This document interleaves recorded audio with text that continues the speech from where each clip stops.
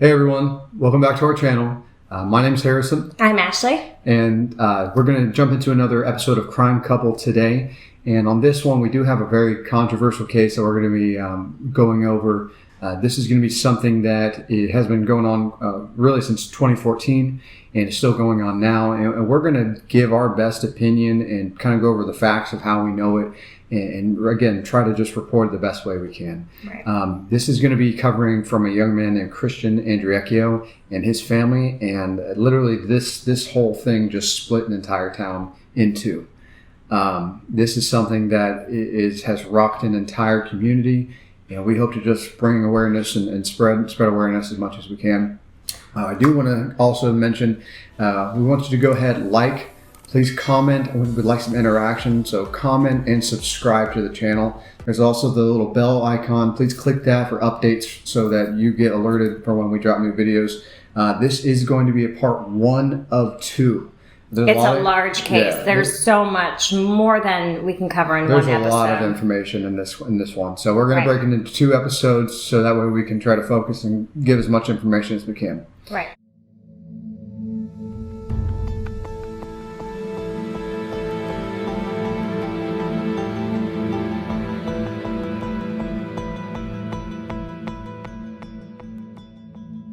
So a little bit of the backstory. Christian is a very well-liked young man. In his town, he was the life of the party. He was very friendly, outgoing. He had a lot of friends. I mean, a lot of people, and you'll see this. There's so much love that came to this kid. And so he focused and excelled on every part of his life, including his work. He had a lot of work ethic that was instilled in him at a young age. The one area that he had issues with was his love life. And that seems to play a part that, regrettably, leads to his death. Right. So Christian Andreacchio was born in Meridian, Mississippi. 2 parents, Ray and Todd Andreacchio. Like Harrison said, he excelled in everything. He worked on a tugboat since he was 18, and he was in line to be a captain at the age of 27, which is the youngest. And I think that was his dream job. I think I heard about that. It was like something he really worked everything towards. Going for him. Like there was no reason for him to take his own life. He had jet skis. He had 2 vehicles. He had his own apartment. But like Harrison said, he was not very good in the romantic aspect of his life. So he had dated a girl in high school named Avery. They were together for 5 years. They were very close. They went on vacations with each other's family. But, it came down to it. Christian was on the tugboat 30 days at a time, and she was in vet school. So they were both kind of looking and focusing on their futures. So they decided to part ways.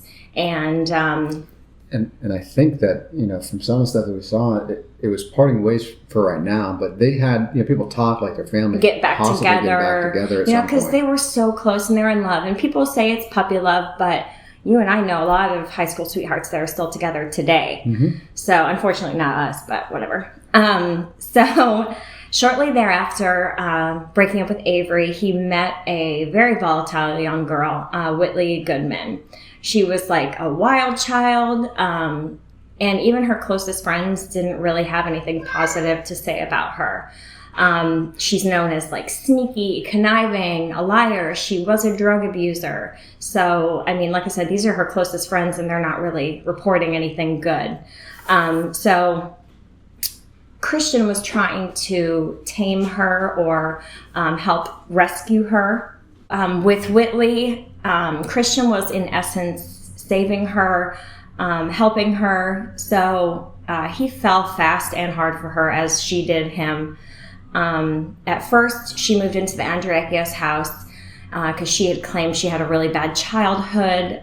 So he was trying to help her out. And at first, she was charming and really cute. She's a very pretty girl, but her intentions are not good nature. So I guess this lasted like a month, and there was some controversy going on. She was starting fights with the family. So at first, Whitley was very charming and got along with the family well, but she was kicked out of the house a month after being there because she had given Christian's little sister Xanax, and I guess just left her alone. The family found out about this and then said, "You need to get out of here." So what were you going to say? Yeah, so there was a lot of different things. There was also, I don't know if you remember them talking about it, but it was like she went into Christian's mom's room, right? So she went into her room, found a picture, and you got to imagine Christian and his ex were together for years. So there could be pictures around the house, but there's one photo in his mom's room, and she stabbed a hole through it or went shooting. She said she went shooting and put a hole through the head of his ex-girlfriend and stormed into his mom's room, laid it down, and said, "This is what I think of that's this." morbid.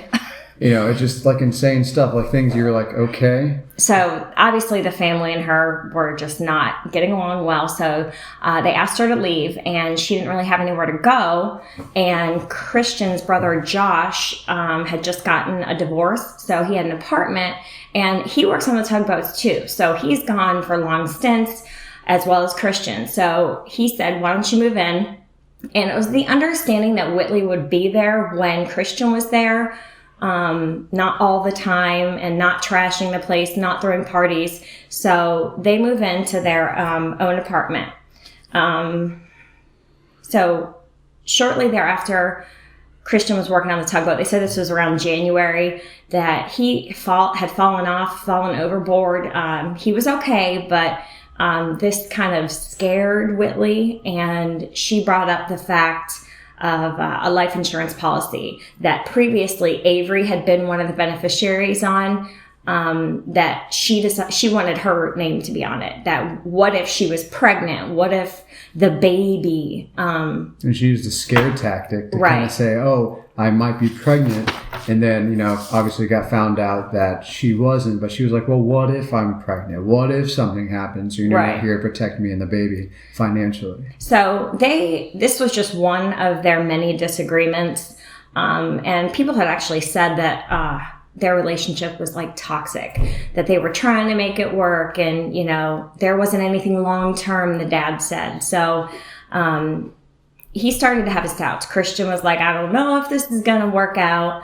And the day prior to his death, Dylan Swearingen, which is a friend of Whitley and Christian, they were like the trio. They hung out together a lot. They're like a small group. You know how towns are. They got the group of people, everyone kind of knows someone, so they kind of. But this group was tight. This through they knew each other pretty well, I think, right? Mm-hmm. So Christian left the 22nd to go on his 30-day stint. On the 25th? Yes. 25th. On the 25th, he was getting text messages, getting bothered so much at work, and he's not, he has to stay focused. He's not allowed to be, on his phone, messing with it. So he was getting calls and texts and calls and texts, and he finally was like, "What the heck's going on?" So Dylan was telling him, "Hey, by the way, Whitley's here driving your car. She threw a party. You need to come home." And she's been driving around with this guy, Miller. Yeah, who is like a dope dealer. Yeah, had a thuggish reputation around town. Just a bad guy. But that sounds like it's right up Whitley's alley. Sure does. So Dylan was trying to contact him and got to warn him. So Christian talked to his captain and said, "Hey, listen, I have family problems." So he was kind of lying a little bit, and he said, he said, "I need to get off." So his captain said, "Okay, we'll let you off for, a day pass," basically is what they said. So he said, "I'm going to come home. I'm going to kick Whitley out. I'm going to get all my stuff and be done with it." And so at this point, after Christian had gotten authority from his captain to be able to leave on this, family emergency, he was able to call and get a hold of Dylan. It was about 1:30 in the morning at this time, and he had asked him if he could come pick him up. Now, he wasn't at the regular dock. He was in a different area. The boat had sailed to New Orleans, so that's where he needed to come pick him up. So he had to pick him up in New Orleans, and he asked if he could do that. He said, "Yeah, sure." So from that point, there starts to be, and you'll see there's a little bit of a timeline progression here, but Dylan leaves. And that's what we're going to talk about next, is the timeline and how things just don't match up with what Dylan was saying, what Whitley was saying, and what actually happened to Christian. And so there was a few phone calls in between for when Dylan left, like keeping in touch with Christian. But he eventually, he obviously got there, got to go pick him up. And you had some interesting details about his Jeep, right? Yeah. So I was watching a bunch of like stuff to research for this. And so Dylan's Jeep was parked at... No, Christian's Jeep. Christian's Jeep, excuse me, was parked in Vicksburg, which is where Magnolia Marina is located. So I guess he didn't want to keep his money at the house because Whitley was a thief. So he kept a lockbox with a gun and like $7,000 in cash. And I was reading somewhere, and I think I heard something that his vehicle was moved at like 4:30 in the morning on the 25th. And he obviously was on the ship. And when they went and searched his car, police could not find the gun that was there, could not find the $7,000 in cash, and could not find the lockbox. So that's still somewhere out there today. So that was just some interesting information. That was kind of like a snippet that I read somewhere. And so they start their drive back, and he said it's a normal drive. They have some conversation about Whitley and some of the things that had gone on. They said pretty much the rest of the way back, it was a couple-hour drive. Just listen to the radio and kind of just mumbled on about whatever. So they got back. No, he picked him up at 8 a.m. and they got back to Meridian about 11:30. So they get back to the apartment, right? At 11:30 yes. or so. Yeah. So they get back there at 11:30, and obviously Whitley's there. He sees his BMW. She's like, oh, great, she's here. So right off the bat, per Dylan's statement, a fight ensued. And most of this timeline we're going over right now is Dylan's his timeline. This is kind of where a lot of it becomes really sketchy. There's a lot of things that don't match up and kind of jive, and you'll see that as we kind of progress in it. So Dylan's timeline was like 3 pages long, and Whitley's is this little paragraph. So we're going over Dylan's timeline, and then we'll kind of talk about how there's inconsistencies from point A to point Z. Yeah, because her statement really didn't give a timeline. His is the only one that we can kind of go off of because it was more in depth. Like it was, again, she didn't have a timeline at all. Everything on this seems staged as you look at it. Right. Okay, so we'll start off. So 11:30. 11:30. They get back to the apartment and Whitley's there. So Dylan had told us in his statement that right off the bat, a fight started. They're arguing and whatnot. So Dylan decides to go upstairs, and he heard the statement, "Do you even love me? Do you love me? Do you love me?" repeated. So he kind of peeked down, and he saw Christian with a gun to his head shouting at Whitley, "Do you love me?" So next in his statement was very abrupt. It said, "Everything cooled down, and then we watched a movie."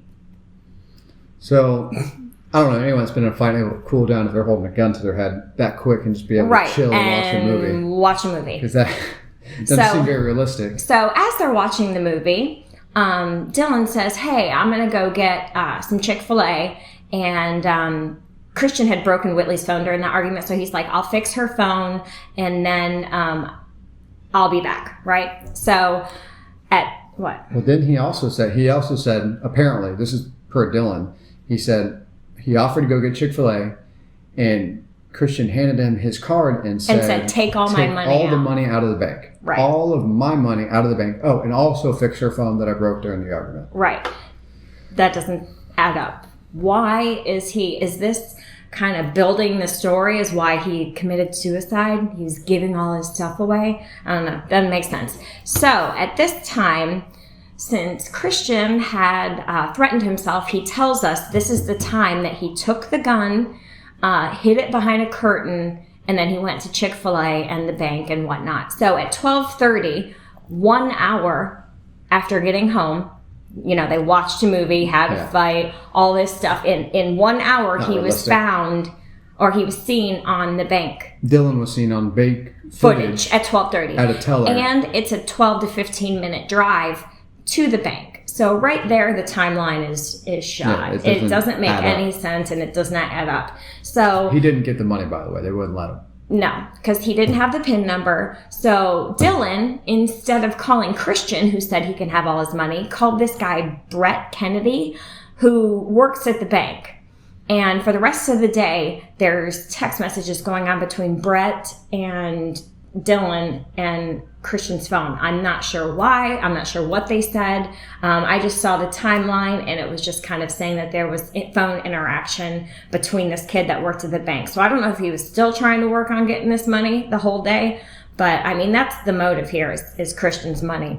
So he went to Chick-fil-A. They came back, and Dylan says in his statement, they watched another movie. Movies are a hot topic. Obviously. We're just trying to up. build a timeline. Just all these things that he's saying are not consistent at all. So at this time, while they're watching the movie, Whitley and Christian decide to go to Bonito, which is like a skate park, and they just wanted to go there and talk. And that's about 5 minutes away, so that's plausible, you know. So they come back, and Dylan said at this time, while they were gone, he took a 2-hour nap. Here we are with this time frame again. Well, I mean, this is like the whole day. I don't get it. So I guess when Dylan woke up, Christian was back smoking a cigarette on the couch, and Whitley was in the room sleeping with her dog. Okay, so at this time, Dylan was like, why don't I go look at speakers at Best Buy? Yeah, because everyone, that's what you want to do in the afternoon, is just go look at some speakers out of the blue. So this is the weird part. Dylan says, hey, by the way, Christian, I have your gun. I hid it before I left to go to Chick-fil-A in the bank, but here it is. You can have it back now, but because wait, now Best Buy is safe. Unload it and put it away. And per the police report, he said he gave it back because he couldn't take it to Best Buy with him. Couldn't take it to the bank. That's for sure. And again, this is setting the stage for him getting the gun back and And this is also all our opinion. You know, but this is very peculiar. Okay, though. whatever. None of this makes sense. So he goes to Best Buy and speaks to an audio technician guy. Okay, I don't know how long that takes. I guess they said Best Buy was a 6-minute drive away. So when he got back, he walked in the apartment. He said, I couldn't see anybody. So he went to the bedroom and saw Whitley in there. And then he saw a light in the bathroom upstairs. So he goes up the stairs, the door's shut, and he says, quote unquote, are you all right?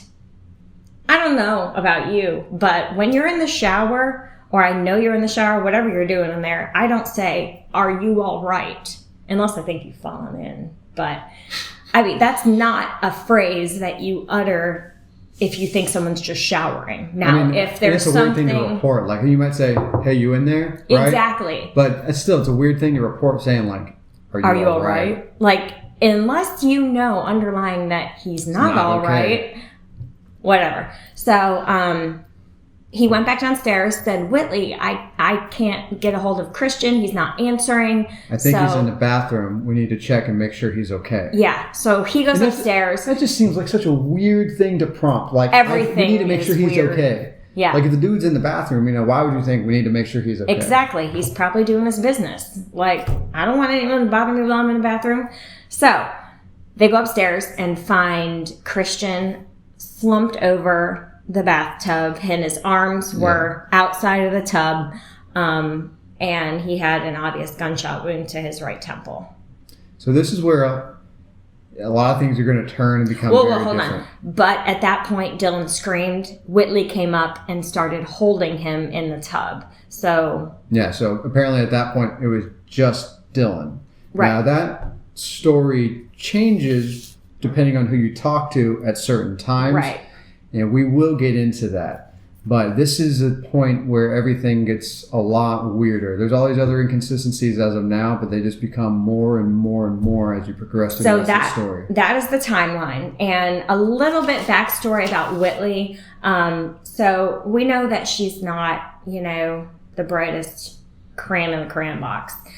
She does do drugs. She does not fear consequences. She made a post on her social media, I think it was on Twitter, that said, what to do today? Meth or bath salts? Like, that, people can see that. Like, I don't care if you're joking around or not. Like, that's something very And morbid and gross to joke around And about. I heard she did that while she was living at Christian's parents' house with them, and them knowing Right. that she's posting that Right. and seeing that, and they have a young daughter, a whole bunch It's just, she's not a bad very character. good character at all. All right, so we are going to be wrapping up for part 1 now.